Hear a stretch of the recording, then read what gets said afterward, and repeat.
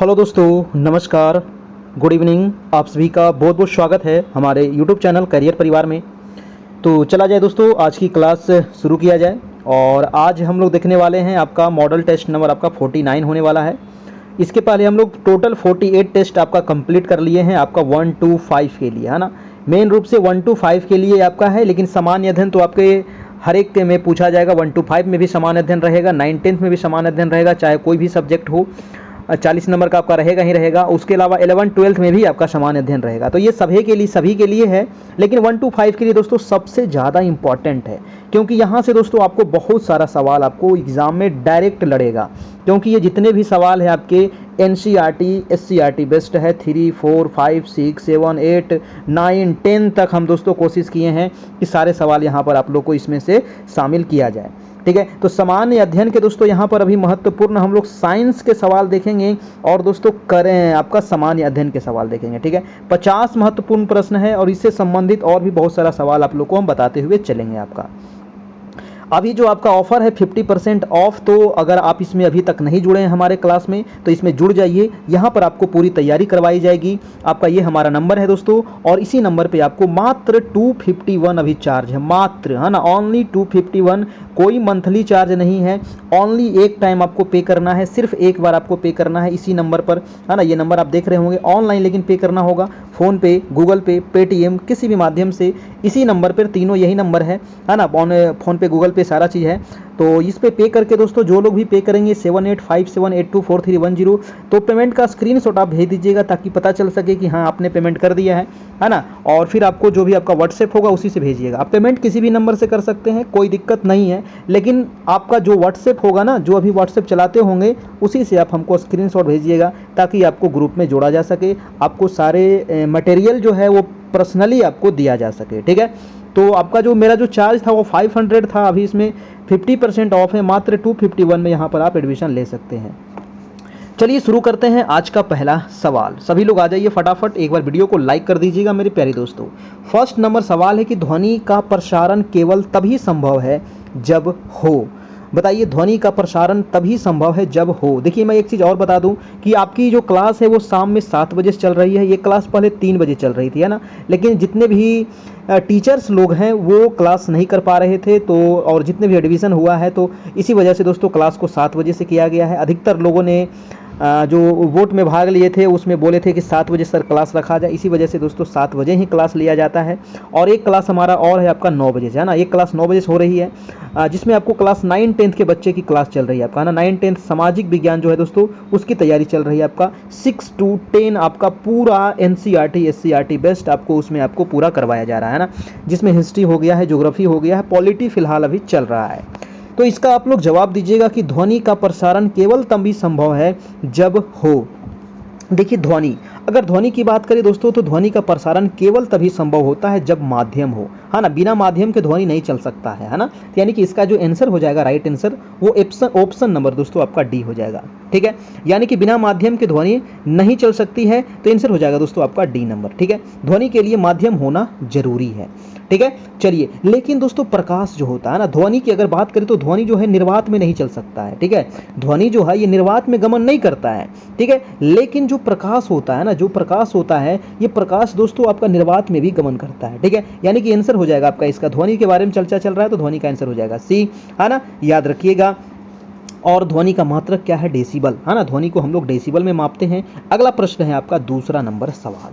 चलिए, दूसरा नंबर सवाल कह रहा है कि किसी आवेशित निकाय द्वारा, है ना, किसी आवेशित निकाय द्वारा किसी अन्य आवेशित निकाय पर लगाए गए बल क्या कहते हैं दोस्तों? बताइए, किसी आवेशित निकाय द्वारा किसी अन्य आवेशित निकाय पर लगाए गए बल को क्या कहते हैं? तो इसको कहा जाता है विद्युत स्थैतिक बल, है ना। इसको क्या कहते हैं? विद्युत स्थैतिक बल इसको कहते हैं दोस्तों, है ना। आंसर हो जाएगा आपका, आंसर नंबर आपका सी हो जाएगा, बिल्कुल सही जवाब।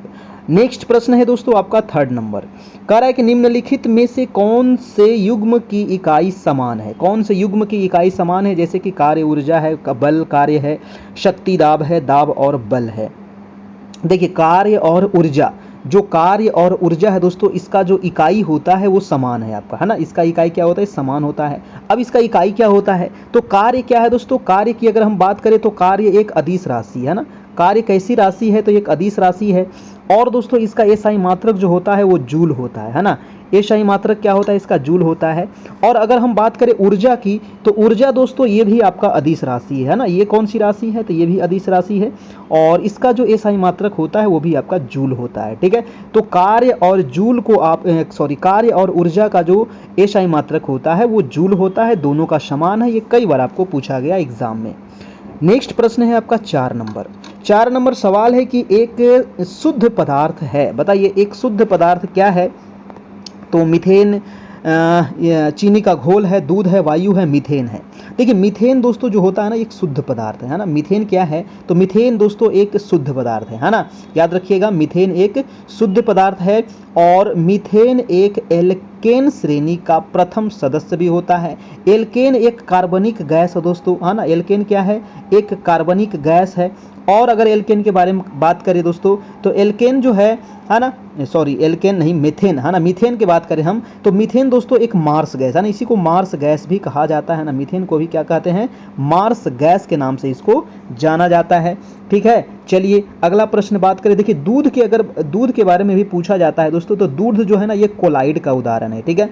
दूध जो है किसका उदाहरण है, कोलाइड का उदाहरण है। और दूध जो है ये पायस कोलाइड होता है। अगला प्रश्न है दोस्तों आपका 5 नंबर। 5 नंबर है कि पदार्थ के कणों के बीच आकर्षक बल में अधिकतम होता है। तो पदार्थ के कणों के बीच में आकर्षक बल है ना, आकर्षक बल में अधिकतम किस में होता है, तांबे की छड़ में, अल्कोहल में, वायु में या फिर जल में।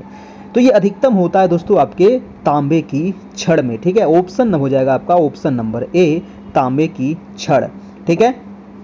चलिए नेक्स्ट प्रश्न चलते हैं। आपका नेक्स्ट प्रश्न है आपका 6 नंबर। फटाफट आप लोग अपना अपना जवाब देते चलिएगा, है ना। 7 बजे से दोस्तों आपकी क्लास होती है डेली, है ना। 7 बजे से डेली आपकी क्लास होती है। आज जो क्लास हो रही है दोस्तों वो थोड़ा सा लेट हो गया है, 7:15 बज गया है ना। आज थोड़ा सा क्लास लेट हो गया है, कोई बात नहीं है। और आप लोग तैयारी करते रहिएगा। और एक 9 बजे से भी हमारी क्लास चलेगी, तो 9 बजे भी आप लोग जरूर जुड़िएगा। समान अध्ययन पॉलिटी की वहाँ पर टेस्ट हो रही है, बहुत इंपॉर्टेंट सवाल है, सवाल होता है वहाँ पर, पूरा डिस्कशन कराया जाता है दोस्तों आपका, है ना। चलिए 6 नंबर सवाल है दोस्तों कि मानव पाचन तंत्र में से पित्त रस का स्राव होता है। जी हाँ, तो पाचन तंत्र में दोस्तों किससे पित्त रस का स्राव होता है, ये आपसे पूछ रहा है ना। तो मानव पाचन तंत्र में दोस्तों यकृत से, है ना। किससे होता है भाई साहब, यकृत से दोस्तों पित्त रस का स्राव होता है। किससे होता है, तो यकृत से। मानव शरीर का सबसे बड़ी ग्रंथि क्या है, बताइएगा। मानव शरीर का सबसे बड़ी ग्रंथि क्या होता है, ये भी आपको कमेंट करके बताना है, ठीक है। चलिए जी, तो इसका आंसर क्या हो गया, है ना। आंसर हो गया आपका 6 का आंसर नंबर डी। अगला सवाल है आपका 7 नंबर सवाल। प्रश्न है कि निम्नलिखित में से कौन से पौधे में आवरण रहित बीज पाए जाते हैं, बताइए। आवरण रहित बीज किसमें पाए जाते हैं, है ना।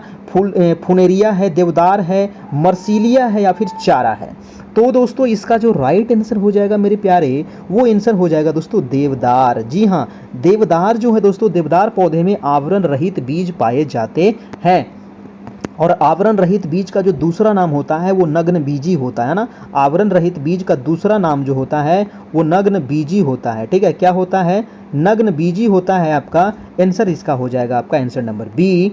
अगला सवाल पे चलते हैं, आपका सवाल नंबर 8 है। धातु कर्म एक प्रक्रिया है, बताइए। धातु क्रम एक प्रक्रिया है दोस्तों, ये किसकी प्रक्रिया है, क्या होगा इसका आंसर, जो बताना है आपको, है ना। तो धातु कर्म एक प्रक्रिया है दोस्तों अयस्क से धातुओं को निकालने की, है ना। कैसी प्रक्रिया है, तो अयस्क से धातुओं को निकालने की एक प्रक्रिया है। ऑप्शन नंबर 1 हो जाएगा आपका बिल्कुल सही जवाब, ठीक है, बिल्कुल सही जवाब। और अधिकतर लोगों का सही आ रहा है। अगला प्रश्न है आपका 9 नंबर की नेत्र में प्रवेश करने वाला प्रकाश की मात्रा को किसके द्वारा नियंत्रित किया जाता है। देखिए नेत्र में प्रवेश करने वाला प्रकाश की मात्रा को दोस्तों पुतली के द्वारा इसको कंट्रोल किया जाता है, नियंत्रित किया जाता है। किसके द्वारा, पुतली के द्वारा, है ना। आपका जो पुतली है ना उसके द्वारा, आँख की जो पुतली होती है उसके द्वारा नियंत्रित किया जाता है आपका, ठीक है। चलिए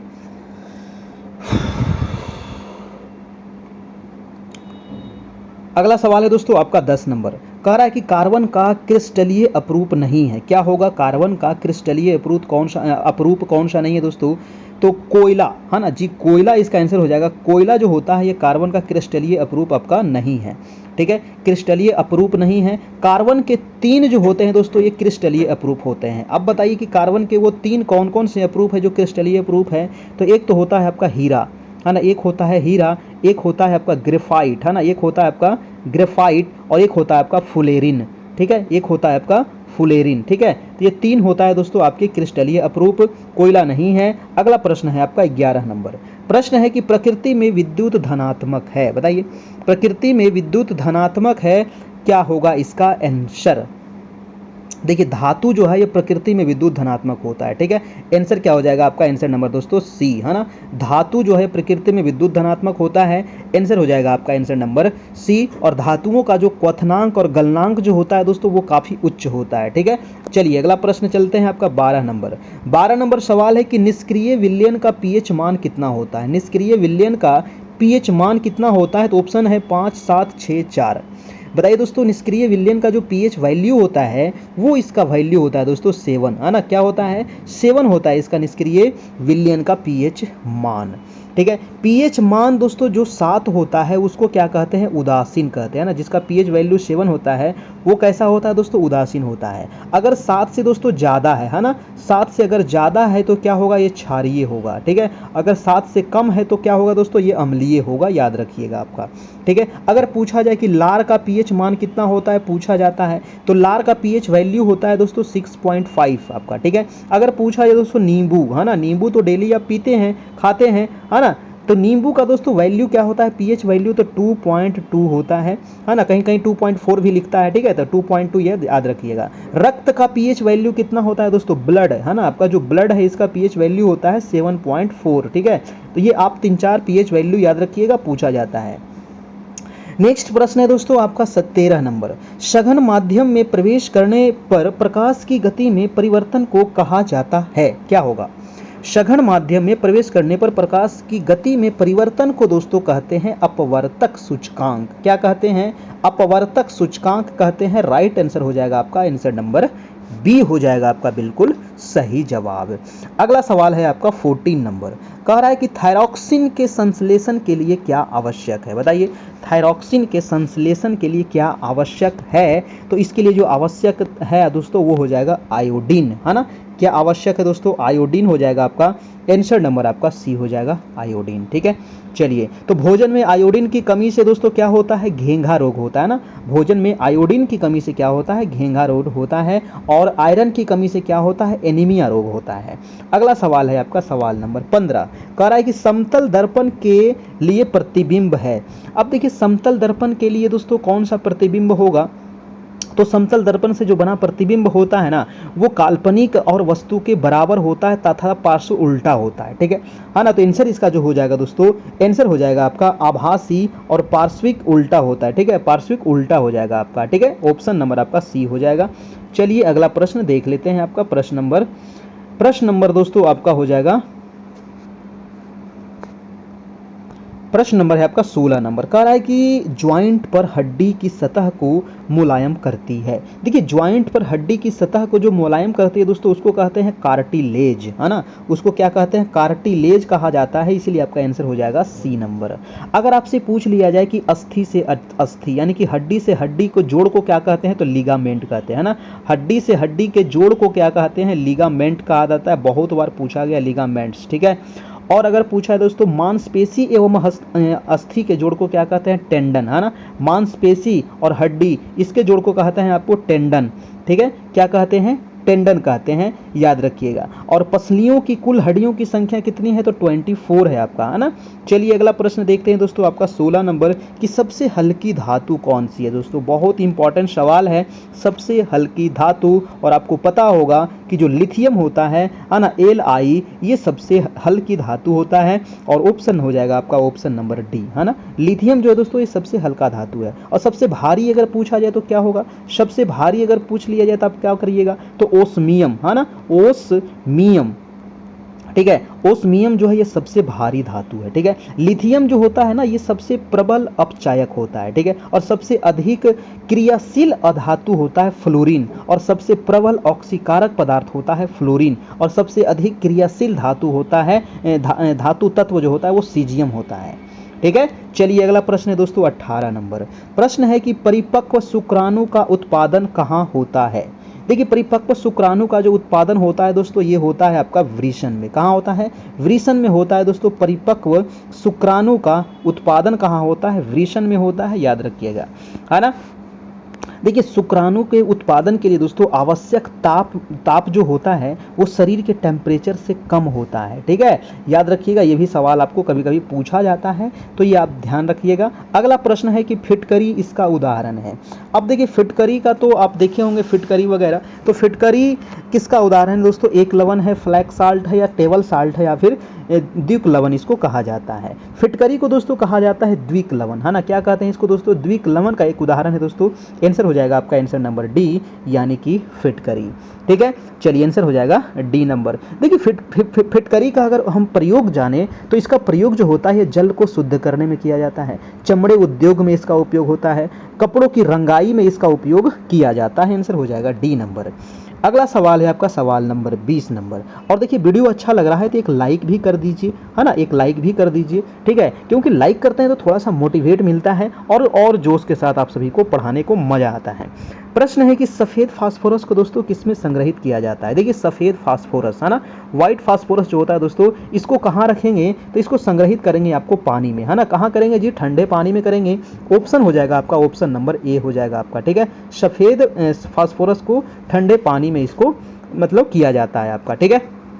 चलिए देखिए सफेद फास्फोरस इसका दोस्तों अगर अणुसूत्र की बात करें तो इसका P4 होता है अणुसूत्र, है ना, सफेद फास्फोरस का आपका। और लाल फास्फोरस का होता है दोस्तों, इसका भी P4 होता है लाल फास्फोरस का। दोनों एक ही होता है, दोनों अलग नहीं होता है।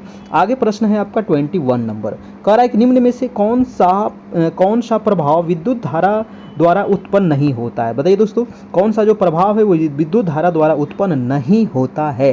तो संकुचन का प्रभाव, है ना। संकुचन जो प्रभाव है दोस्तों ये विद्युत धारा द्वारा उत्पन्न नहीं होता है।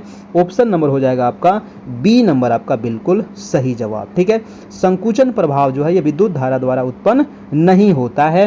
आंसर हो जाएगा आपका बी नंबर। अगला प्रश्न है दोस्तों आपका 22 नंबर कि अधातुओं में कौन सी चमकदार होती है। बताइए अधातुओं में दोस्तों कौन सी चमकदार होती है? आयोडीन, नियॉन, क्लोरीन या फिर फ्लोरीन, ठीक है। इसका आंसर क्या हो जाएगा? अधातुओं में आयोडीन जो चमकदार होती है। कौन सा हो जाएगा? आयोडीन। ऑप्शन हो जाएगा दोस्तों आपका ऑप्शन नंबर ए, बिल्कुल सही जवाब। आयोडीन क्या है दोस्तों? तो आयोडीन जो है ना एक ठोस अधातु है ना। ठोस कैसा है? ठोस अधातु, ये धातु नहीं है, अधातु है, ठीक है ना। आयोडीन ये बैगनी रंग का होता है, ठीक है। ये कैसा होता है? ये बैगनी रंग का होता है, याद रखिएगा, है ना। और जो नियॉन है दोस्तों, ये नियॉन क्या है? तो एक अक्रिय गैस है आपका। अगला प्रश्न है दोस्तों आपका 23 नंबर कि मनुष्य में हर्पीज एक क्या है? बताइएगा मनुष्य में हर्पीज एक क्या है दोस्तों? देखिए हर्पीज एक क्या है? तो हर्पीज एक विषाणु जनित रोग है ना। हर्पीज क्या है? तो हर्पीज क्या है दोस्तों? एक विषाणु जनित रोग है दोस्तों। आपका आंसर हो जाएगा, आंसर नंबर ए हो जाएगा, है ना। विषाणु जनित रोग है आपका हर्पीज। हर्पीज रोग से दोस्तों क्या प्रभावित होता है? तो त्वचा, जो आपका त्वचा है ना, इस पे प्रभाव पड़ता है हर्पीज रोग से आपका, ठीक है। अगर हम बात करें दोस्तों विषाणु, है ना, तो विषाणु यानी कि वायरस, तो विषाणु की खोज किसने किया था? फटाफट कमेंट करिए। विषाणु की अगर खोज की बात करें दोस्तों तो ये जो खोज किया गया था, ये खोज किया गया था इवान विस्की के द्वारा, है ना। इवान विस्की के द्वारा इसकी खोज की गई थी, इवान विस्की के द्वारा दोस्तों। ये विस्की वो वाला विस्की नहीं है ना, ये वाला विस्की है, ठीक है। तो इवान विस्की के द्वारा खोज किया गया था 1892 ईस्वी में, है ना। कब किया गया था? 1892 में किया गया था। अब जैसे एड्स, अगर हम बात करें एड्स, AIDS, है ना, एक्वायर्ड इम्यूनो डिफिशियंसी सिंड्रोम, तो एड्स जो रोग होता है ये किस वायरस से होता है? तो HIV से होता है, ठीक है। चलिए अगला प्रश्न है आपका 24 नंबर। 24 सवाल है कि कौन सा कथन गलत है। अब बताइए कौन सा कथन यहाँ पर गलत कथन है ना। और गलत कथन आपको बहुत सारे एग्जाम में पूछा जाएगा। तो मैं डायरेक्ट आंसर बता दूं कि जो गलत है दोस्तों वो लिथियम का घनत्व उच्च होता है। नहीं, ये जो ऑप्शन है आपका बिल्कुल गलत है, यानी कि लिथियम का जो घनत्व होता है ना ये उच्च नहीं होता है, ये निम्न होता है। ठीक है, लिथियम का घनत्व क्या होता है, कम होता है। ठीक है, और प्रकृति की सबसे हल्की धातु लिथियम होती है, ये भी आपको ध्यान में रखना है ना, लिथियम आपका। ठीक है, लिथियम का अगर घनत्व की हम बात करें दोस्तों तो लिथियम का घनत्व होता है 0.534, है ना, 534 ग्राम पर। ठीक है, ये आपको ध्यान रखना है आपका। अगला प्रश्न है आपका 25 नंबर। 25 नंबर है दोस्तों कि ओष्ठ या होठ विद्रता, मोतियाबिंद, अंधतापोसी एवं अल्सर किस विटामिन के अभाव में व्यक्त करता है। देखिए, अगर आपके होठ फट रहे हैं ना, आपके बहुत सारे लोगों जिसका होठ फटता है आपका, ठीक है, जिसका लिप जिसको कहते हैं तो वो फटता है, जिसको विद्रता कहते हैं दोस्तों, है ना, या फिर मोतियाबिंद है, या फिर अंधता पोसी है, या फिर अल्सर है, तो ये जो बीमारी आप अभी देख रहे हैं तो ये विटामिन B2 के कमी से होने का संभावना रहता है। ठीक है, विटामिन B2 की कमी से ये बीमारी होती है दोस्तों। आपकी आंसर हो जाएगा आपका बी नंबर। अगला प्रश्न है दोस्तों आपका 26 नंबर। देखिए, नोट्स अगर चाहिए आपको, PDF चाहिए तो आप हमारे व्हाट्सएप में जुड़ जाइएगा। अभी मात्र 251 दोस्तों चार्ज लग रहा है, मात्र 251, है ना। हमारा नंबर है 7857824310। ठीक है, ये मात्र ये नंबर है आपका। इसी नंबर पे आपको ऑनलाइन पे करके आपका अभी जो ऑफर चल रहा है 50% ऑफ वाला, ये मात्र 251 में आप ले सकते हैं और सारे मटेरियल आपको प्रोवाइड करा दिए जाएंगे 1 to 5 के लिए। ठीक है, 1 to 5 के लिए। और 9th 10th के लिए भी दोस्तों हमारे यहाँ चल रहा है। 9th 10th का आपका रात में 9 बजे से क्लास चलती है ना, और ये वाली क्लास 1 to 5 वाली 7 बजे से चलती है आपकी। ठीक है, तो ये आपको ध्यान रखना है। कह रहा है कि व्यक्ति अपनी दाढ़ी बनाने के लिए जिस दर्पण का प्रयोग करता है वो कौन सा है। देखिए, आप दाढ़ी बनाते हैं ना, है ना, दाढ़ी बनाते हैं या फिर आप पार्लर में जाते हैं, है ना, पार्लर में जाते हैं तो वहाँ जो ऐनक लगा रहता है दोस्तों वो कौन सा दर्पण होता है, तो वो होता है अवतल दर्पण। ठीक है, अवतल दर्पण होता है। अवतल दर्पण में क्या होता है ना कि थोड़ा सा दोस्तों इसमें उभरा हुआ प्रतीत होता है ना। आप जाइएगा अवतल दर्पण में, थोड़ा सा आप स्मार्ट लगिएगा, थोड़ा सा हेल्दी लगिएगा, है ना। तो इसके कारण अवतल दर्पण में प्रयोग होता है इसका। क्योंकि अगर कोई दाढ़ी छूट गया भैया तो आप सैलून वाले को तो छोड़िएगा नहीं, इसीलिए अवतल दर्पण लगाया जाता है ताकि मतलब कि छोटा से छोटा दाढ़ी भी आपको दिख सके, है ना। चलिए, तो आंसर हो जाएगा आपका आंसर नंबर बी हो जाएगा। अगला प्रश्न है दोस्तों आपका 27 नंबर। 27 नंबर है कि जीवाणु एवं वायरस से रक्षा करने वाला कोशिकांग कौन सा है। देखिए, जीवाणु एवं वायरस से रक्षा करने वाला जो कोशिकांग है उसको कहते हैं लाइसोसोम। क्या कहते हैं, लाइसोसोम कहते हैं। ऑप्शन नंबर आपका डी हो जाएगा बिल्कुल सही। अगर हम बात करें लाइसोसोम की खोज किसने किया था तो 1958 ईस्वी में इसकी खोज की गई थी, है ना, 1958 में डी दुबे के द्वारा, है ना। डी दोस्तों, डी दुबे नामक वैज्ञानिक के द्वारा इसकी खोज की गई थी 1958 ईस्वी में आपका। ठीक है, इसमें 24 प्रकार के एंजाइम पाए जाते हैं। चलिए, राइबोसोम जो होता है दोस्तों, है ना, राइबोसोम जो होता है ये प्रोटीन का फैक्ट्री कहा जाता है ना। राइबोसोम को क्या कहते हैं, प्रोटीन का फैक्ट्री कहते हैं राइबोसोम को आपको। ठीक है ना। चलिए, अगला प्रश्न है आपका प्रश्न नंबर 28 नंबर। कह रहा है कि निम्न में से किस सिद्धांत के अनुसार कोई रॉकेट अंतरिक्ष में कार्य करता है। बताइए वो कौन सा सिद्धांत है जिसके आधार पर जो रॉकेट होता है ना वो अंतरिक्ष में कार्य करता है दोस्तों। तो आंसर क्या हो जाएगा इसका जो आंसर हो जाएगा संवेग संरक्षण का सिद्धांत, है ना। संवेग संरक्षण का सिद्धांत दोस्तों, ये रॉकेट अंतरिक्ष में कार्य करता है। ठीक है, आंसर हो जाएगा आपका आंसर नंबर ए हो जाएगा आपका बिल्कुल सही जवाब। और ये न्यूटन के द्वितीय नियम के आधार पर कार्य करता है ना। न्यूटन के द्वितीय नियम के साथ न्यूटन के तृतीय नियम के संयोजन का एक बहुत महत्वपूर्ण परिणाम है संवेग संरक्षण का नियम। ठीक है, चलिए, ये द्वितीय नियम मिलाकर के तृतीय नियम मिलाकर के अगला प्रश्न है आपका 29 नंबर कि यदि आप एक गिलास पानी और बर्फ से पूरी तरह भर देते हैं। मान लीजिए आप एक गिलास लिए, उसमें पानी भी है और ऊपर से बर्फ को उसको क्या कर दिए, भर दिए। कह रहा है कि और बर्फ पूरी तरह से क्या होता है, गल जाता है। तो अब क्या होगा, गल गया बर्फ, है ना, बर्फ क्या हो गया दोस्तों, गल गया। तो क्या होगा इस पर, तो कह रहा है एक गिलास पानी लिए, इसके ऊपर में आप बर्फ भी रख दिए, लेकिन बर्फ पिघल गया लेकिन फिर भी पानी नहीं गिरा। क्यों नहीं गिरा, तो इसका आंसर हो जाएगा सारी बर्फ तली में 29 का आंसर क्या होगा, बर्फ गलने के साथ साथ जल स्तर कम होता जाएगा। नहीं, जल स्तर पूर्ववत रहेगा दोस्तों। हाँ, बिल्कुल सही आंसर हो जाएगा आपका सी नंबर, है ना। सी नंबर आपका बिल्कुल सही। ए गलत है, बी भी गलत है, डी भी गलत है। आंसर हो जाएगा सी, यानी कि जल का जो स्तर है जितना पहले गिलास में पानी था उतना ही रहेगा। आंसर हो हो जाएगा सी नंबर। ठीक है, चलिए और एक चीज़ याद रखिएगा कि जब बर्फ़ पानी में तैरती है ना, और बर्फ़ को देखिएगा आप जब भी डालिएगा ना पानी में तो तैरने लगेगा, है ना। तो इसका आयतन का दोस्तों है ना, जितना जो बर्फ़ है उसका आयतन का 1/10 भाग है ना। मान लीजिए जितना बड़ा आप बर्फ़ डाले उसका 1/10 भाग जो है वो पानी के ऊपर रहता है ना। 1 भाग दोस्तों ऊपर रहता है और 10 भाग दोस्तों आपका नीचे रहता है। ठीक है, याद रखिएगा, है ना। 1/10 भाग जो होता है वो पानी के ऊपर रहता है ना। 9 भाग नीचे रहता है दोस्तों, 9 भाग नीचे रहता है, 1 भाग आपका ऊपर रहता है, यानी कि 1/10 भाग इसको हम कह सकते हैं, यानी कि 9/10 जो होता है वो पानी के भीतर रहता है आपका। ठीक है, चलिए अगला प्रश्न है दोस्तों कि यूरिक एसिड निम्न में से किसका उत्सर्जित पदार्थ है। तो यूरिक एसिड अगर हम बात करें दोस्तों ये किसका उत्सर्जित पदार्थ है, तो आंसर हो जाएगा आपका पक्षी और सर्प का आपका। ठीक है, आंसर हो जाएगा आपका पक्षी और सर्प। ऑप्शन नंबर आपका बी हो जाएगा आपका बिल्कुल सही जवाब। ठीक है, बी हो जाएगा आपका बिल्कुल सही जवाब। अगला प्रश्न है आपका 31 नंबर। फटाफट दोस्तों आप लोग जवाब देते चलिए और वीडियो को थोड़ा सा लाइक शेयर भी करते चलिएगा, है ना।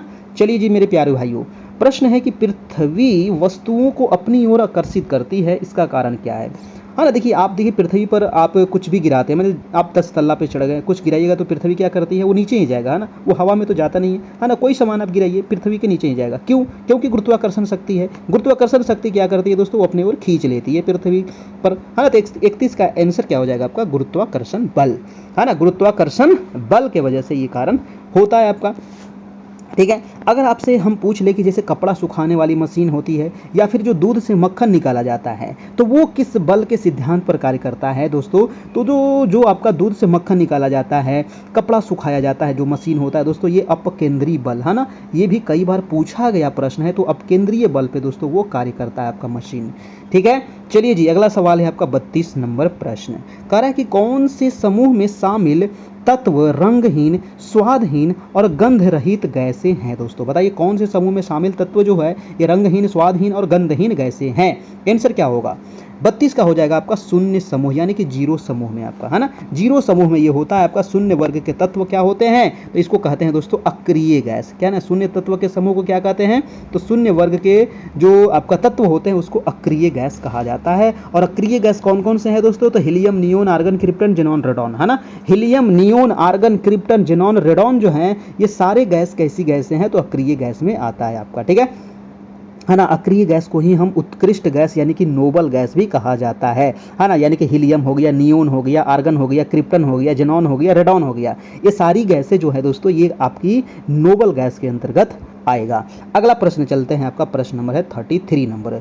कॉलेरा रोग होता है, बताइए कॉलरा, नहीं सुनते हैं कि उसको कॉलरा हो गया। अब कॉलरा जो रोग होता है दोस्तों ये किससे होता है, बैक्टीरिया से होता है। किससे होता है, बैक्टीरिया से होता है कॉलरा रोग। ठीक है, अगर हम आपसे पूछे, है ना, अगर हम आपसे पूछे दोस्तों कि एड्स किससे होता है, तो वायरस से होता है। ठीक है, बहुत सारा जो बीमारी है कोई वायरस से हो रहा है, कोई आपका जीवाणु से हो रहा है, कोई बैक्टीरिया से हो रहा है, ठीक है, कोई कुछ और से हो रहा है। ठीक है, चलिए जी अगला देखते हैं, प्रश्न नंबर है आपका 34 नंबर। कह रहा है कि मनुष्य में प्राथमिक यौन अंग कौन सा होता है। देखिए मनुष्य का जो प्राथमिक यौन अंग होता है वो कौन सा होता है, ये आपको पूछ रहा है। प्रोस्टेट है, वृषण है, वास डिफरेंस है या फिर वीर्य पुटिका है। आंसर हो जाएगा दोस्तों आपका वृषण, है ना। वृषण जो होता है दोस्तों ये पुरुष में प्राथमिक यौन अंग माना जाता है वृषण को आपका, यानी कि आंसर हो जाएगा आपका बी नंबर वृषण। ठीक है, देखिए आपको एग्जाम में ना सबसे ज़्यादा जो सवाल पूछा जाएगा दोस्तों आपको बायोलॉजी से ही पूछा जाएगा। ठीक है, सबसे ज़्यादा जो सवाल रहेगा, अगर मान लीजिए कि साइंस में आपका 15 सवाल आता है तो 15 में से दोस्तों आपका 10 सवाल जो है 8 से 10 सवाल बायोलॉजी से पूछेगा आपसे।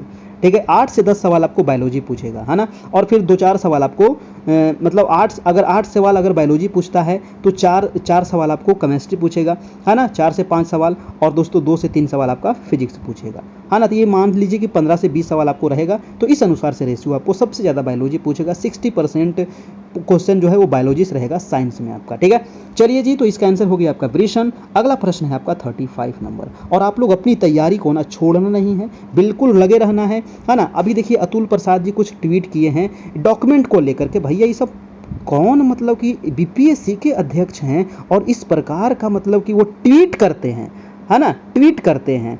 बताइए हद आदमी है यार। इतने दिन से हम लोग फॉर्म भर रहे हैं, लाखों बच्चे फॉर्म भर दिए हैं, अब आप कुछ और अपडेट कर रहे हैं, है ना। कि जो सर्टिफिकेट डेट और पता नहीं क्या क्या था, हम उसके बारे में पूरा समझ भी नहीं पाएगा कि मामला क्या है।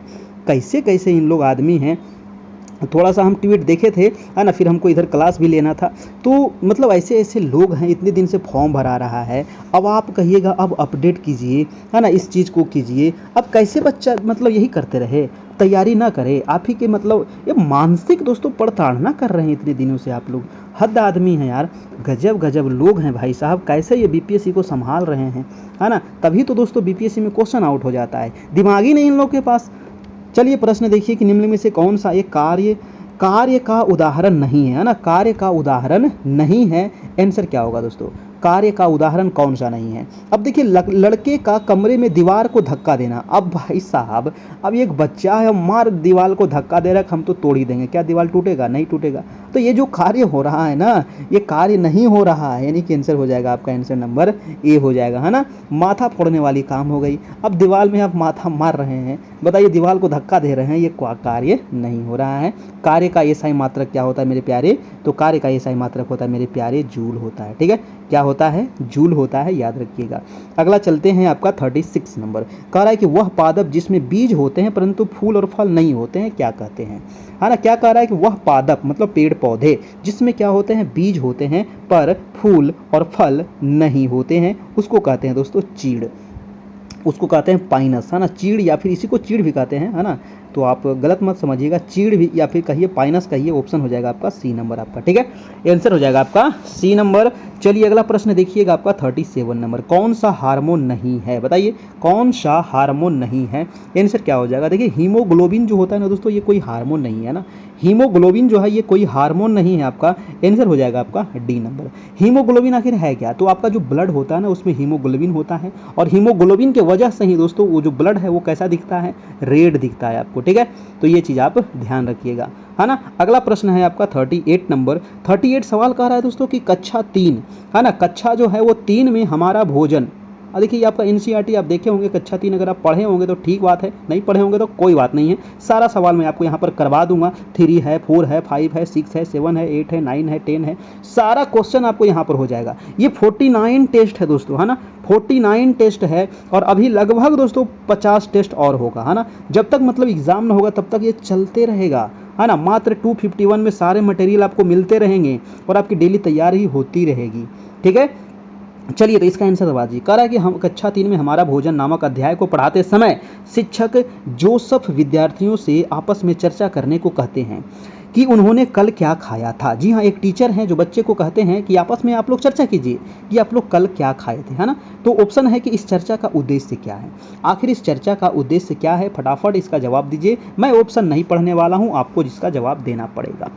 देखिए इसका उद्देश्य दोस्तों एक ही है कि भोजन की विविधता के पहलुओं को साझा करना, है ना। अब देखिए कोई बच्चे रोटी खाए होंगे, कोई बच्चे चावल खाए होंगे, कोई बच्चे खिचड़ी खाए होंगे, है ना, कोई बच्चे दोस्तों सत्तू पी कर गए होंगे, है ना, कोई बच्चे नाश्ता करके गए होंगे, है ना, कोई बच्चे जूस पी करके गए होंगे, ठीक है। तो इससे क्या पता चल रहा है, भोजन की विविधता के पहलुओं की साझा कर रहे हैं बच्चे एक दूसरे से। आंसर हो जाएगा आपका, आंसर नंबर बी हो जाएगा आपका बिल्कुल सही जवाब। अगला प्रश्न है दोस्तों आपका 39 नंबर। तो बुक से भी आपको एक आध सवाल इसी प्रकार से पूछ लिया जा सकता है भाषा के रूप में। अगला है 39 नंबर प्रश्न कह रहा है कि पके हुए भोजन को खुला या बिना फ्रीज में रखे लंबी अवधि के लिए नहीं छोड़ना चाहिए। बिल्कुल सही बात है ना। आप खाना पका लिए और ऐसे ही खुला आप छोड़ दिए तो वो खाना को दोस्तों नहीं खाना चाहिए। क्यों नहीं खाना चाहिए, कह रहा है कि निम्नलिखित में से कौन से पके हुए भोजन बेकार करने के लिए जिम्मेदार है। कीट है, विषाणु है, फफूंद है या फिर जीवाणु है। तो ये होता है दोस्तों आपका जीवाणु, यानी कि बैक्टीरिया दोस्तों उसमें धीरे धीरे खाना में लगते चला जाएगा और आप उस खाना को खाइएगा, आपको हो जाएगा बीमारी। तो इसीलिए दोस्तों उस खाना को आपको नहीं खाना है, ठीक है ना। जैसे ही खाना बने, है ना, और उसके बाद आपको खाना खा लेना है। गरम गरम खाना खाने का प्रयास कीजिए, ज़्यादा गरम भी नहीं, एकदम अभी चढ़ा हुआ है खाना शुरू कर दिए तो भैया ऐसा भी नहीं खाइएगा, है ना। खाना बन जाए 10 मिनट के अंदर आप खाना उसको खा लीजिए, है ना, क्योंकि न ठंडा खाइए और न ज़्यादा गर्म खाइए, ठीक है, मीडियम खाइए और खाना को चबा चबा कर खाइए। अगला प्रश्न है आपका 40 नंबर। 40 नंबर सवाल है कि वातावरण को बचाने की आवश्यकता के लिए ये लगता है कुछ गलत लिखा गया। वातावरण को बचाने की आवश्यकता के लिए हुए कई आंदोलन को समर्थन मिला। जी हाँ, देखिए वातावरण को बचाने के लिए दोस्तों ना हमारे समाज में, हमारे देश में है ना, बहुत सारे आंदोलन हुए हैं, चिपको आंदोलन आप नाम सुने होंगे आपको, है ना। तो कह रहा है कि निम्न में से किसने 1973-74 के चिपको आंदोलन में निर्णायक भूमिका निभाई थी, ठीक है। तो वही सवाल आ गया आपका चिपको आंदोलन। तो चिपको आंदोलन कब हुआ था, ये डेट आपको याद रखना है, 1973-74 में होता है चिपको आंदोलन। और इससे संबंधित जो हमारे नेता थे वो थे आपके सुंदरलाल बहुगुणा। इनको कौन नहीं जानता है, सबको जानता है, सुंदरलाल बहुगुणा जी। और ये कहाँ के थे दोस्तों, तो आपका उत्तराखंड के थे आपका, है ना। कहाँ के थे दोस्तों, तो ये दोस्तों थे आपके उत्तराखंड के थे आपका, है ना। ये आपको ध्यान रखना है, उत्तराखंड के थे आपके ये सुंदरलाल बहुगुणा। और उत्तराखंड के दोस्तों ये किस जिले में हुआ था, तो चमोली जिले में हुआ था आपका, ठीक है ना, उत्तराखंड के चमोली जिला में। अगर आपसे पूछ लिया जाए कि नर्मदा बचाओ अभियान, है ना, नर्मदा बचाओ अभियान जो चला था दोस्तों, ये कब चला था, तो 1985 ईस्वी में। नर्मदा बचाओ अभियान किसके द्वारा चलाया गया था दोस्तों, तो मेघा पाटेकर। ये क्वेश्चन भी पूछा जाता है ना, मेघा पाटेकर किससे संबंधित है दोस्तों, नर्मदा बचाओ अभियान से आपका, ठीक है। चलिए अगला प्रश्न हम चलते हैं आपका 41 नंबर सवाल जो है आपका बहुत इंपॉर्टेंट सवाल है, वेरी वेरी वेरी वेरी। एक क्वेश्चन आपको यहाँ से जरूर छपेगा एग्जाम में। प्रश्न है कि प्रायद्वीपीय भारत, अब देखिए प्रायद्वीपीय भारत किसको कहेंगे दोस्तों, तो ये है आपका प्रायद्वीपीय भारत, है ना। दक्षिण भारत का जो ट्रायंगल दिख रहा है ना आपको, ये ट्रायंगल दोस्तों आपका प्रायद्वीपीय भारत है, ठीक है। प्रायद्वीप का मतलब ही होता है दोस्तों तीन ओर से जल से घिरे हुए क्षेत्र को प्रायद्वीप कहते हैं, और एक ओर से क्या है आपका स्थल है, इधर जल है, नीचे जल है, इधर जल है ना, और एक ओर क्या है आपका स्थल है। तो ऐसे क्षेत्र को कहते हैं हम प्रायद्वीप, ठीक है, याद रखिएगा। तो कह रहा है कि प्रायद्वीपीय भारत के शिखरी के समूह का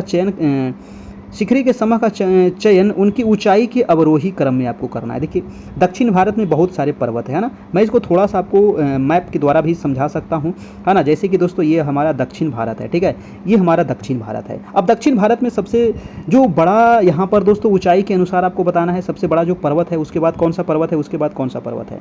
तो सबसे जो ऊंचाई में है आपका दक्षिण भारत में दोस्तों, वो है आपका अनाईमुडी। अनाईमुडी आपको देखने को मिलेगा दोस्तों केरल में, है ना, केरल में देखने को मिलेगा दोस्तों अनाईमुडी। यहाँ पर है आपका अनाईमुडी, है ना, अन्नामलाई पर्वत पर है आपका अनाईमुडी। तो अनाईमुडी आपका एक नंबर पे आ जाएगा आपका, है ना, अनाईमुडी सबसे पहले आएगा। अनाईमुडी की अगर हम ऊंचाई की बात करें तो अनाईमुडी की ऊंचाई है आपका 2695, है ना, 2695। ये नोट कर लीजिएगा, बहुत इंपॉर्टेंट है, 2695 मीटर अनाईमुडी। दूसरे नंबर पर जो आएगा दोस्तों वो हो जाएगा आपका डोडा बेटा। तो सबसे पहले जो अनाईमुडी है, तो ये वाला वो ऑप्शन खत्म, ये भी ऑप्शन खत्म, ये भी ऑप्शन खत्म हो गया। अगला बात आएगा आपका डोडा बेटा दोस्तों जो है नीलगिरी की है ना। दोदा बेटा जो है दोस्तों ये किसकी है, नीलगिरी की सबसे ऊंची चोटी है आपका दोदा बेटा। और दोदा बेटा की ऊंचाई किसकी कितनी है दोस्तों, तो 2637 मीटर, है ना, 2637 मीटर है आपका दोदा बेटा का। अगर हम बात करें गुरु शिखर की, देखिए गुरु शिखर जो है ये अरावली पर्वत आपका यहाँ पे है ना। तो अरावली की जो सबसे ऊंची चोटी है ना, अरावली की जो सबसे ऊंची चोटी है उसको कहते हैं गुरु शिखर, है ना। तो गुरु शिखर हो जाएगा अरावली की सबसे ऊंची चोटी, और इसकी ऊंचाई है 1722 मीटर आपका, ठीक है, 1722 मीटर है आपका गुरु शिखर की ऊंचाई। और उसके बाद अगर हम बात करें दोस्तों तो महेंद्रगिरी आ जाएगा। और महेंद्रगिरी जो है दोस्तों ये है आपका कहाँ, उड़ीसा राज्य में, है ना। महेंद्रगिरी कहाँ है, उड़ीसा में, और इसकी जो ऊंचाई है दोस्तों ये 1501 मीटर इसकी ऊंचाई है आपका, ठीक है।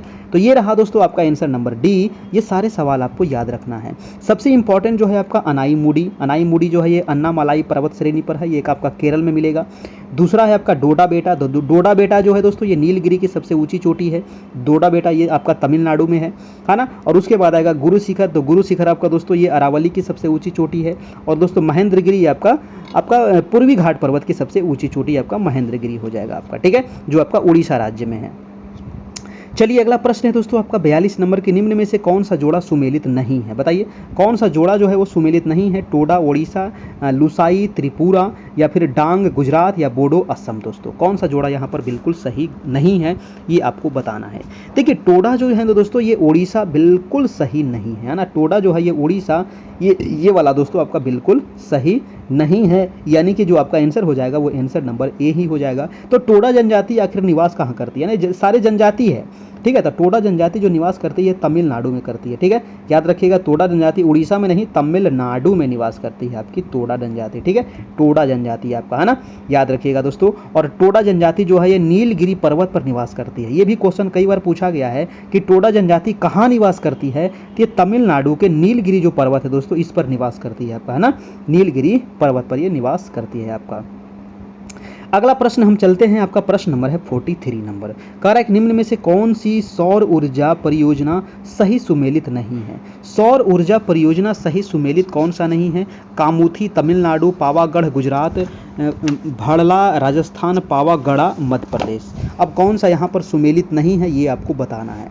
देखिए इसका जो आंसर हो जाएगा कामुथी जो तमिलनाडु ये बिल्कुल सही है, पावागढ़ गुजरात ये भी आपका बिल्कुल सही है, भाड़ला जो राजस्थान है ये भी आपका बिल्कुल सही है दोस्तों, लेकिन पावागढ़ जो है मध्य प्रदेश ये आपका बिल्कुल गलत है। ठीक है, पावागढ़ जो है दोस्तों ये जो आपका सोलर पार्क है ना, पावागढ़ जो सोलर पार्क है ये आपको मध्य प्रदेश में नहीं है, ये है आपका कर्नाटक में। ठीक है, कहाँ है ये? कर्नाटक राज्य में है, तो ये आपको याद रखिएगा आपका। ठीक है, चलिए अगला प्रश्न देखते हैं, आपका 44 नंबर। कह रहा है निम्नलिखित में से कौन सा वायु प्रदूषक शहरी क्षेत्र में सर्वाधिक प्रभावी है ना? कौन सा वायु प्रदूषक जो है वो शहरी क्षेत्र में सर्वाधिक प्रभावी है? देखिए शहरी क्षेत्र में अगर हम बात करें तो शहरी क्षेत्र में दोस्तों कार्बन मोनोऑक्साइड होता है सबसे ज़्यादा प्रभावी, है ना। इतने ज़्यादा कल कारखाने गाड़ी घोड़ा चलती है दोस्तों, तो कार्बन मोनोऑक्साइड की जो आपका गैस है ये आपका इसकी संख्या बढ़ गई है आपका शहरों में। और कार्बन मोनोऑक्साइड ना सबसे जहरीली गैस है ना, सबसे ज़्यादा जहरीली गैस मानी जाती है आपका कार्बन मोनोऑक्साइड CO। ठीक है, याद रखिएगा, आंसर हो जाएगा आपका, आंसर नंबर C हो जाएगा आपका। ठीक है, चलिए अगला प्रश्न है आपका 45 नंबर। 45 प्रश्न है कि दिल्ली सल्तनत के रूप में निम्न में से किस राजवंश ने सबसे लंबे समय तक शासन किया था? बहुत ही इंपॉर्टेंट सवाल है, वेरी वेरी इंपॉर्टेंट। यहाँ से मैं आपको बहुत सारा चीज़ क्लियर कर दूंगा आज। ठीक है, देखिए अगर हम बात करें दिल्ली सल्तनत में अभी तक टोटल कितने शासक ने शासन किया है ना, ये सारा चीज़ आपको पता होना चाहिए। तो दिल्ली सल्तनत में दोस्तों अभी तक 5 राजा शासन किए थे, है ना, 5 राजा यहाँ पर किए थे। सबसे जो पहला थे, है ना, सबसे 1 नंबर पे आएगा वो था आपका गुलाम वंश, है ना। सबसे पहले कौन आएगा? गुलाम वंश। दूसरा नंबर पे कौन आएगा दोस्तों? तो गुलाम के बाद आया खिलजी, है ना। गुलाम के बाद कौन आया दोस्तों? आपका खिलजी आया। तीसरे नंबर पे कौन आएगा दोस्तों? खिलजी के बाद आया था तुगलक। ठीक है, तुगलक वंश हो जाएगा। और तुगलक वंश के बाद चौथे नंबर पर हो जाएगा दोस्तों आपका सैयद वंश, है ना, सैयद वंश हो जाएगा दोस्तों आपका चौथे नंबर पर। और अगर हम 5वें की बात करें तो 5वें नंबर पर हो जाएगा आपका सबसे लास्ट में लोधी वंश आपका। ठीक है, तो ये 5 जो थे दोस्तों आपके ये दिल्ली सल्तनत में आपको दोस्तों शासन किए थे आपका। तो गुलाम वंश दोस्तों सबसे पहले हुआ था। गुलाम वंश की संस्थापक कौन थे? तो कुतुबुद्दीन ऐबक थे, है ना। खिलजी वंश के संस्थापक कौन थे? तो जलालुद्दीन खिलजी थे। तुगलक वंश के संस्थापक कौन थे? तो तुगलक वंश थे गयासुद्दीन तुगलक। सैयद वंश के संस्थापक कौन थे दोस्तों? तो खिजर खां थे। लोधी वंश के संस्थापक कौन थे? तो बहलोल लोधी थे आपका। ठीक है, तो ये पांचों आपको क्रम से याद रखिएगा, ऊपर से लेकर नीचे तक, है ना। सबसे पहले गुलाम, फिर खिलजी, फिर तुगलक, फिर सैयद, फिर लोधी। ये सजाने के लिए भी आपको कई बार एग्जाम में पूछा गया है। सबसे अगर हम अधिक समय तक अगर बात करें किसने सबसे लंबे समय तक ये किया था तो वो था तुगलक वंश, है ना। तुगलक वंश जो था ये सबसे लंबे समय तक किया था शासन दोस्तों। और इसका जो शासन काल था ये कब से कब तक था? तो याद रखिएगा 1320 से लेकर के, है ना, 1320 से लेकर के 1414 ईस्वी तक था आपका, है ना। 1320 से लेकर के 1414 ईस्वी तक था आपका तुगलक वंश। गुलाम वंश के बारे में भी पूछा जाता है कि इसका कार्यकाल कब से कब तक था? तो 1206 ईस्वी में दोस्तों, है ना, 1206 ईस्वी में कुतुबुद्दीन ऐबक स्थापना करता है और 1290 ईस्वी तक चलता है आपका। ठीक है, 1290 ईस्वी तक दोस्तों आपका गुलाम वंश शासन करता है आपका। उसके बाद आता है खिलजी वंश, यानी कि 1290 से लेकर के 1320 तक जलालुद्दीन खिलजी इसकी स्थापना करता है। फिर आता है तुगलक वंश, यानी कि गयासुद्दीन तुगलक इसका संस्थापक थे 1320 से लेकर के 1414 ईस्वी। उसके बाद आता है आपका सैयद वंश, और सैयद वंश के संस्थापक थे खिजर खां, और खिजर खां जो शासन किए थे वो 1414 से लेकर के 1451 ईस्वी तक। और लास्ट में आता है आपका लोधी वंश, और लोधी वंश जो आपका दोस्तों शासन किया था वो 1451 से लेकर के 1526 ईस्वी में। और 1526 ईस्वी में दोस्तों फिर पानीपत का प्रथम युद्ध होता है बाबर और इब्राहिम लोदी के बीच में, है ना, जिसमें बाबर की विजय होती है दोस्तों, है ना। तो और फिर बाबर की विजय होती है और वो फिर मुगल वंश की स्थापना करता है दोस्तों। ठीक है, तो ये सारे कहानी हैं, आप याद रखिएगा, ऑप्शन हो जाएगा बी नंबर। अगला प्रश्न है दोस्तों आपका 46 नंबर। प्रश्न है कि निम्न ऐतिहासिक घटनाओं में कौन सा काल क्रमानुसार पहला है? तो पहला कौन सा है ये आपसे पूछ रहा है ना। पहला कौन सा है ये आपसे पूछ रहा है, तो इसके बारे में आपको जानकारी होनी चाहिए। पहला जो हो जाएगा दोस्तों आपका आंसर नंबर आपका सी हो जाएगा कि अल्फांसो डी अल्बुकर गोवा के पहले राज्यपाल बने थे। अल्फांसो डी अल्बुकर जो थे वो गोवा के पहले राज्यपाल बने थे, ये आप याद रखिएगा आपको, ठीक है ना। अल्बुकर को भारत में पुर्तगाली शक्ति का वास्तविक संस्थापक माना जाता है, याद रखिएगा। आंसर हो जाएगा सी नंबर। अगला सवाल है आपका 47 नंबर, बहुत बहुत इंपॉर्टेंट सवाल है आपका 47 भी। 47 कह रहा है दोस्तों, जितने भी महत्वपूर्ण युद्ध हुए हैं उसको आपको कालक्रम के अनुसार समझाना है आपको। सबसे पहले अगर हम बात करें तो पानीपत का युद्ध, है ना। ऑप्शन के अनुसार अगर हम बात करें, है ना, यहाँ पर देखिए एक ऑप्शन नीचे आपका दिया गया है ना। तो ऑप्शन के अनुसार हम बात करें दोस्तों, तो सबसे पहले जो हुआ था वो पानीपत का युद्ध हुआ था। तो पानीपत का जो युद्ध हुआ था दोस्तों, ये कब हुआ था? तो पानीपत का युद्ध हुआ था सबसे पहले, ये हुआ था आपका 1526 ईस्वी में, है ना। 1526 ईस्वी में हुआ था। पानीपत के बाद अगर हम बात करें तो वो हुआ था दोस्तों हल्दी घाटी का युद्ध 1576 ईस्वी में, है ना। हल्दी घाटी का युद्ध होता है। फिर हम बात करें पलासी का युद्ध, तो ये होता है 1757 ईस्वी में। और उसके बाद होता है बक्सर का युद्ध 1764 ईस्वी में। और यही तो आपको सजाना था, है ना, यही तो आपको सजाना था मेरे प्यारे, है ना। तो सबसे पहले पानीपत का युद्ध किसके किसके बीच हुआ था? तो बाबर और इब्राहिम लोदी के बीच होता है। दूसरा युद्ध होता है हल्दी घाटी का युद्ध 1576 में अकबर और महाराणा प्रताप के बीच होता है, जिसमें अकबर की विजय होती है। और पहला में पानीपत के युद्ध में बाबर की विजय होती है। और तीसरा था पलासी का युद्ध दोस्तों, पलासी का युद्ध होता है 1757 में, है ना। ये बंगाल के नवाब कौन थे? सिराजुद्दौला थे। और अंग्रेज के बीच युद्ध होता है जिसमें अंग्रेज की विजय होती है। और 1764 का युद्ध हुआ था आपका कब? बक्सर के युद्ध के नाम से जाना जाता है। और बक्सर के युद्ध में दोस्तों कौन शामिल थे आपके, है ना। तो बताइएगा बक्सर के युद्ध में शामिल कौन थे, ये आपको कमेंट करके नीचे बताना है आपको, ठीक है। चलिए, तो ये सारे आप प्रक्रिया यहाँ से याद रखिएगा। अगर हम बात करें पानीपत का दूसरा युद्ध, पानीपत का दूसरा युद्ध हुआ था दोस्तों 1556 ईस्वी में। और पानीपत का तीसरा युद्ध हुआ था 1761 ईस्वी में, है ना। पानीपत में 3 युद्ध होता है पानीपत का आपका। अगला प्रश्न है दोस्तों आपका 48 नंबर। 48 सवाल है कि निम्न में से कौन सी ऐतिहासिक घटना पहले घटी थी, है ना। तो पहले घटी कौन सी ऐतिहासिक घटना, ये आपको बताना है। तो मैं इसका पहले आंसर बता दूं कि नील जो क्रांति है ये सबसे पहले घटी थी। नील क्रांति की जो घटना होती है दोस्तों, ये 1859-60 में होती है। कब होती है? 1859-60 में होती है आपको नील क्रांति की घटना आपका, ठीक है। नील क्रांति, है ना, याद रखिएगा 1859-60 में बंगाल में हुई थी ये घटना आपका, ठीक है। चलिए, उसके बाद अगर हम बात करें होम रूल लीग, तो होम रूल लीग की जो घटना हुई थी ये हुई थी आपका 1916 में, है ना। होम रूल लीग की जो स्थापना होती है ना, ये कब होती है? अप्रैल 1916 में बाल गंगाधर तिलक और दोस्तों एनी बेसेंट के द्वारा होता है आपका, ठीक है। उसके बाद अगर हम बात करें बंगाल विभाजन का, तो बंगाल विभाजन कब हुआ था? तो आपका 1905 ईस्वी में हुआ था ना। बंगाल विभाजन कब हुआ था? 1905 में। और पूरा डेट याद रखिएगा 16 अक्टूबर, है ना। 16 अक्टूबर 1905 को बंगाल विभाजन हुआ था आपका लॉर्ड कर्जन के द्वारा। और लास्ट में है जालियांवाला बाग हत्याकांड। ये तो आपको पता है कि 13 अप्रैल 1919 को हुआ था आपका जालियांवाला बाग हत्याकांड। आंसर हो जाएगा आपका आंसर नंबर ए नंबर हो जाएगा, सबसे पहले यही घटना हुई थी आपका, ठीक है।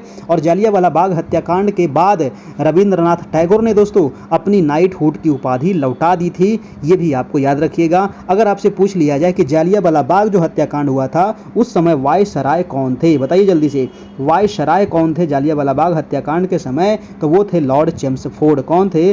लॉर्ड चेम्सफोर्ड थे दोस्तों आपका जालियांवाला बाग हत्याकांड के समय वायसराय। अगला प्रश्न है आपका 49 नंबर कि राष्ट्रकूट वंश की स्थापना किसने की थी, बताइए।